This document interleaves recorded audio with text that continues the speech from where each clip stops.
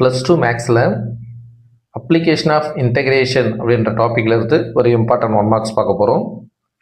The value of integral -∞ to +∞ 1/4 + x² into dx. ஓகேவா? இப்போ இதுக்குரிய ரிசல்ட் வந்து நமக்கு தெரியும். Integral -∞ to +∞. லிமிட் பாருங்கள், -∞ +∞ இருக்கணும். இங்கே a². இப்போ இந்த சம்மை எப்படி ரீஅரேஞ்ச் பண்ணலாம் பாருங்க. Integral -∞ to +∞ 1/a². இப்போ 4 வந்து நம்ம வந்து 2² அப்படின்னு எழுதலாம். ஓகேவா? இப்போ 2² + x² into dx = π/a. So a = 2 அப்படின்னு தெரியும். இப்போ π/2.